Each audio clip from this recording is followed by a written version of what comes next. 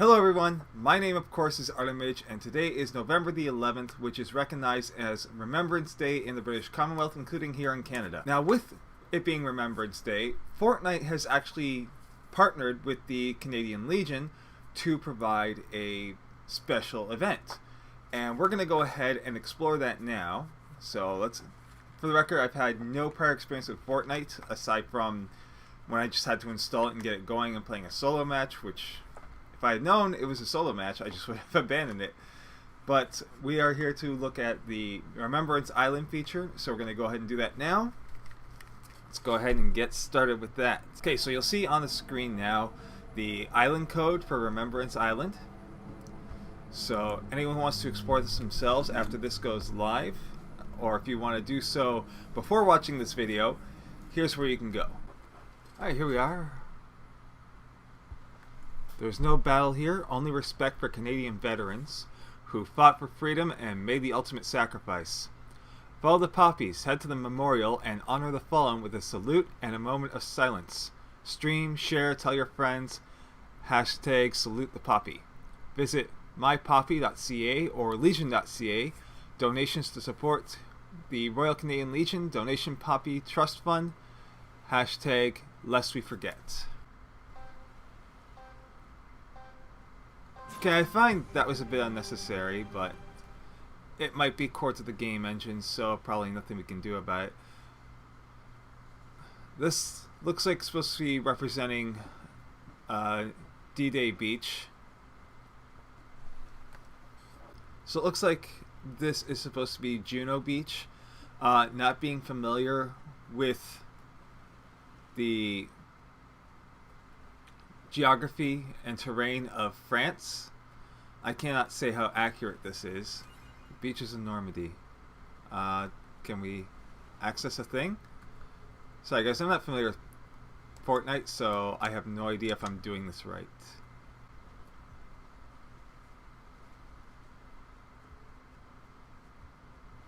There's some poppies, but I want to make sure I haven't missed anything, so I'm going to go back.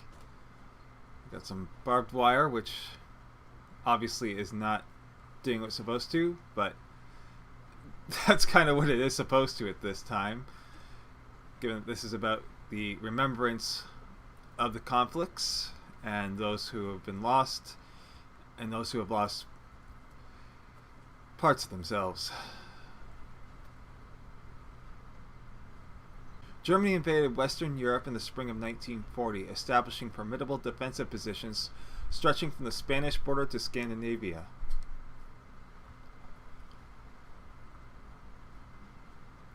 The shores of Fortress Europe were studded with mines, barbed wire, bunkers, artillery, machine gun nests, anti-tank walls, and thousands of troops.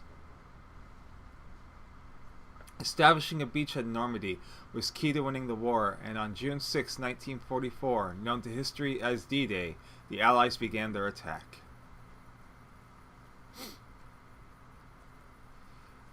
As 450 Canadian paratroopers dropped inland, more than 14,000 infantry and armored division troops came ashore at Juno Beach that day. So yeah, right where it should be.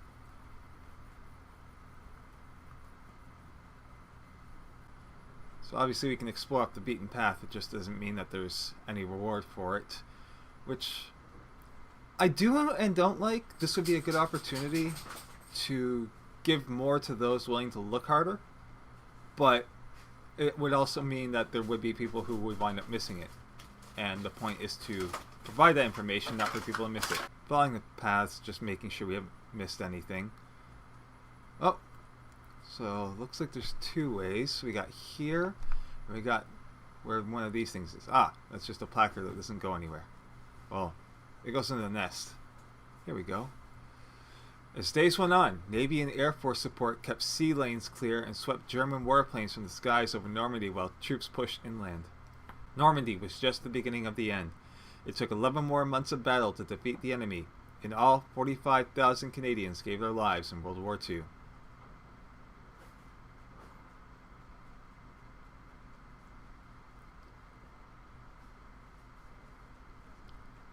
This is a very truncated Juno Beach. Oh, Canadians fought past strong German defenses to capture an 8-kilometer stretch of coastline, penetrating further inland than any other Allied forces.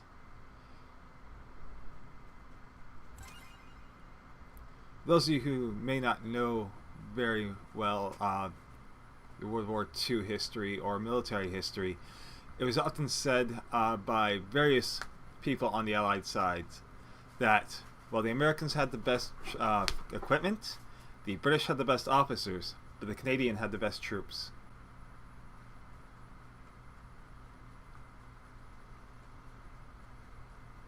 So I'm guessing that just comes around to the machine gun nest.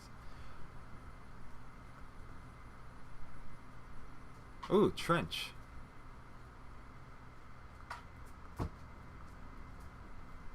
Yeah, which comes from the machine gun nest. What about up here? Because there's another poppy here. Nothing. Top back in the nest and head on down into the trenches. Now, trenches weren't a common thing in World War II. That was more World War I warfare. Oh! World War I trench warfare. Here we go.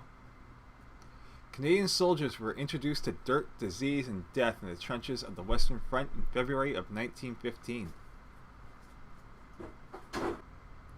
It would take another 3 years of battle and attrition to break through, culminating in a series of offensives known as the 100 Days. By the time the armistice was signed on November 11, 1918, over 650,000 Canadians had served, and over 66,000 had given their lives during World War I. The thing a lot of people don't know about the trenches when it came to trench warfare is the trenches were basically mini cities. Certainly you had your ones on the front where any of the conflict would really be taking place, but further back you would have actual living quarters and cooking spaces and things like that, and they were pretty well fortified in terms of being able to just be there. So I'm going to recommend to anyone playing this themselves that they just follow the trail, don't take all the shortcuts, because you'll jump around and things will not entirely make sense.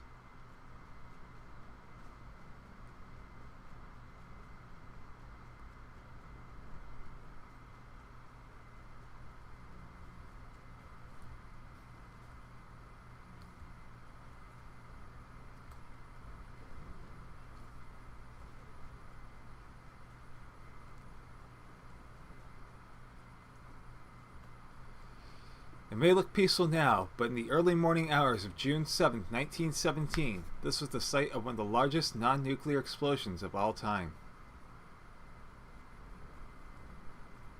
Beginning at 3:10 a.m., Allied forces detonated 19 enormous mines buried deep below German positions along a ridge outside Messines, France. Messines? My French sucks. The resulting blast sent earth, steel, and concrete high into the air, lighting the dark sky on fire and killing an estimated 10,000 German soldiers.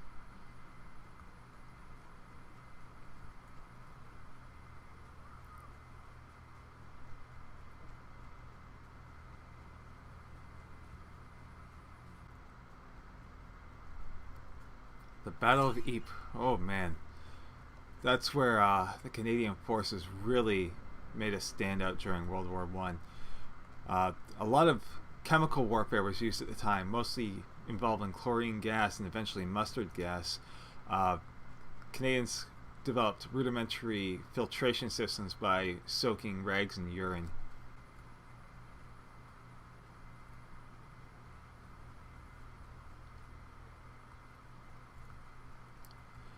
World War I left whole towns in complete ruin. Canadians fighting in the Second Battle of Ypres in Belgium were greeted with terrible scenes of destruction.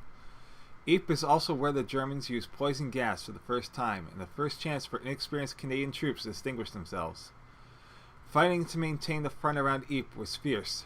Tired, sick, and gasping for air through soaked and muddy handkerchiefs, the Canadians held on. Canadians became known as a force to reckon with, but the cost was high. In just 48 hours, there were 6,035 Canadian casualties. More than 2,000 died. Now, please note, casualty does not always mean death. It could just mean taken out of fighting condition. It's most commonly what it means, and that can be substantial injuries, that can be debilitating injuries. The Vimy Ridge Memorial marks the site where all 4 divisions of the Canadian Corps attacked and were victorious together for the first time. By mid-afternoon, through driving wind, snow, and sleet, Canadian divisions were in command of the whole crest of the ridge. The balance of territory was taken within 3 days, but fighting was hard and costly. 10,602 brave Canadians were casualties at the Battle of Vimy. The memorial stands for all who sacrifice. It is here we pay silent tribute at the 11th hour on the 11th day of the 11th month.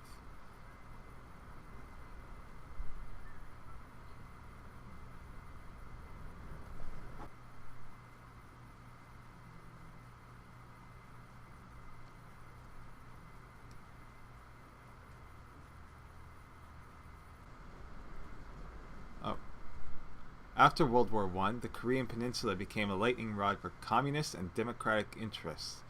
Tension grew and North invaded South on June 25, 1950. Defending Hill 355. So this must be about the Korean War involvement. Canadians fought several major battles over Hill 355, taking heavy losses but holding their ground. In total, 516 brave Canadians were lost in Korea. One such hotspot was Hill 355, a strategic point above front lines and supply routes. Every Canadian battalion in Korea spent time here at some point. Control of the 38th Parallel changed hands several times before ceasefire negotiations turned the conflict into a war of patrols and hotspots.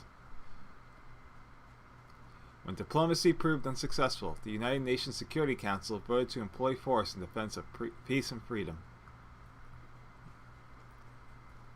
A little propagandic, but I've seen worse.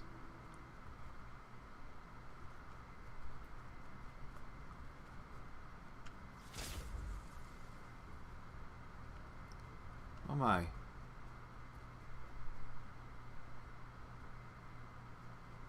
Let's head back to Eep over here. So obviously I missed a fair bit skipping ahead to the Korean War.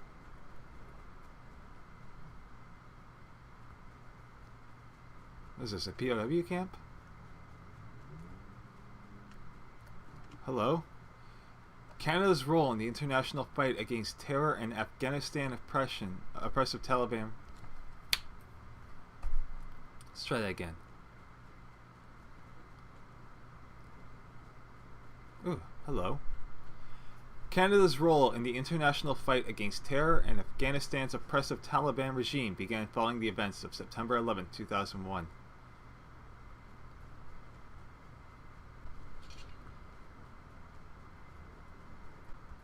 The Canadian mission officially ended in March 2014.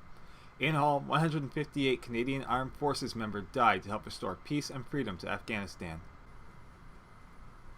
The Taliban were removed from power, but Canadian forces were still frequent targets of insurgent attacks anytime they ventured outside the wire.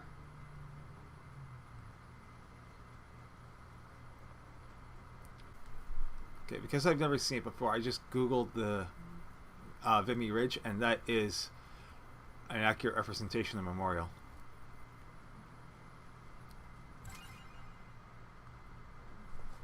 Is that a command? Alright, so it appears that salute is an emote that I don't have access to. You need to unlock it at some stage in the game at the level I have made during my solo match.